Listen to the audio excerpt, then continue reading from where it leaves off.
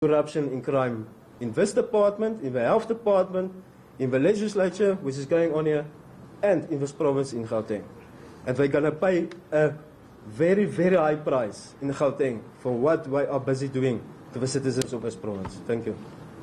Thank you, Member Prince. You know, this has a very, very long history, and looking back on it, I can say that the only one who was punished was actually me, because I was suspended from this house for 5 days because I refused to apologize, because I'd asked questions, how could he afford a 7.2 million rand house? And we still have to ask that same basic question, except we now know the answer.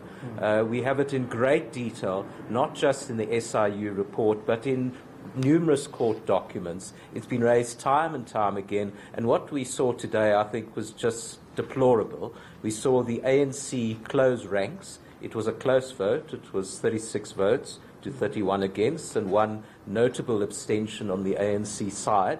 And I really think the ANC showed that a comrade is always a comrade. They will always protect one of their own.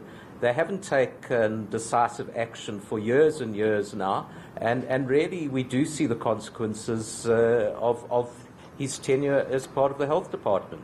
You know, when he took over, things started to fall apart. We really have not recovered from that terrible period.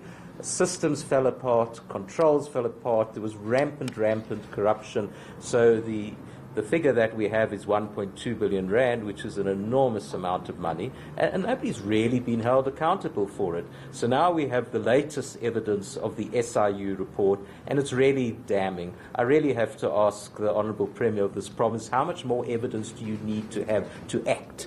You know, in any other democracy, people would have resigned in shame. So, you know, we gave the opportunity to the ANC today to vote in favour of the motion. They opposed it. And we still hope that justice will see its day. The problem is these court cases delay forever. And I do suspect political interference, why it has been so slow. But it really, the ANC, if they're serious about corruption, should be doing something about someone who is their chief whip in this legislature. He has a very important position. He's paid a lot of money every year for this. 1.4 million rand is his annual